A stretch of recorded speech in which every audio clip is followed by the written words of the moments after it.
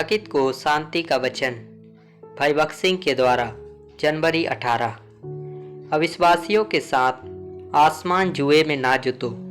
दूसरा कुरिन्थियों 6 अध्याय का 14 पद। यहोशू के दिनों में इज़राइल की संतान परमेश्वर की आज्ञा पूरी रीति से ना मानी और यबूसियों को देश से ना निकाला। बिन्यामीन लोगों ने इन लोगों को पानी भरने और लकड़ी काटने के लिए दासों के रूप में अपने साथ रहने की अनुमति भी दी। यहीं उनसे बड़ी गलती हो गई। अब वे इतने बलवंत हो गए कि दाऊद को ठट्ठों में उड़ाते हैं। इससे पहले कि दाऊद सब पर राजा बन सके, उसे इन यबूसियों को पराजित करना पड़ा। बाद में हम पढ़ते हैं कि कैसे एक यबूसी था जो अब भी देश में रह गया था।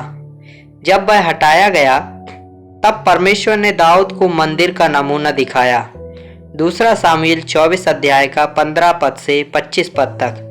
दाऊद ने उस समय अपने राज्य में लड़ने वाले पुरुषों की संख्या की गणना करने के लिए अपनी बुद्धि का इस्तेमाल किया था। शक्ति के लिए परमेश्वर के वचन पर निर्भर रहने के बजाय उसकी आंखें सैनिकों की संख्या पर लगी थीं।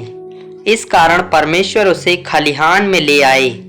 वही स्थान मंदिर का स्थान बन गया जिसे सुलेमान ने बनवाया था।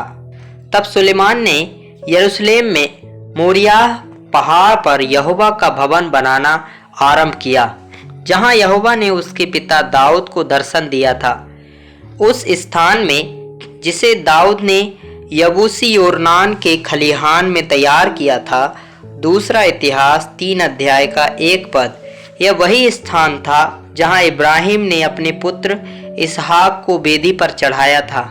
इस प्रकार इससे पहले कि दाऊद पूरे राज्य का राजा बन सके, सभी यबूसियों को देश से पूरी तरह से निकाल देना पड़ा। ये यबूसी उन मनुष्यों के विषय में बताते हैं जिनका नया जन्म नहीं हुआ है।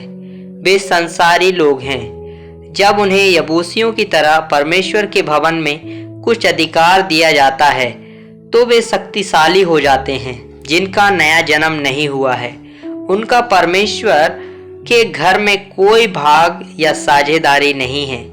इसी तरह जिन्हें परमेश्वर के द्वारा बुलाया नहीं गया है, उनका भी परमेश्वर के कार्य में कोई हिस्सा नहीं है। कुछ समूहों में मतदान और चुनाव के द्वारा कुछ लोगों को चर्च में ऊंचे पदवी में लाया जाता है। यही कारण है कि उनके बीच आध्यात्मिक बांझपन है।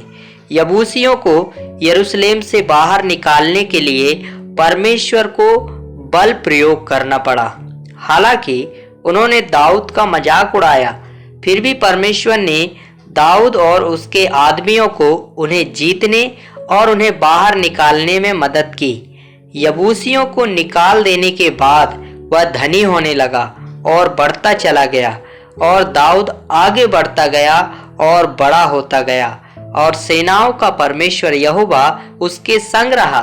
दूसरा सामुएल 5 अध्याय का 10 पद। यहाँ पर कहते हैं आगे जाता रहा और बढ़ता गया। यह पूर्ण विजय की बात करता है। इसलिए हमें यह देखना है कि कोई भी यबूसी हमारे जीवन में ना आए, ना तो दोस्ती में, ना शादी में या किसी और रिश्ते में। इसी प्रकार किसी यबूसी को परमेश्वर के भवन में कोई भाग ना दिया जाए। जिनका नया जन्म नहीं हुआ है और जिन्हें परमेश्वर की सेवा के लिए नहीं बुलाया गया है, उनका परमेश्वर के घर में कोई हिस्सा नहीं है।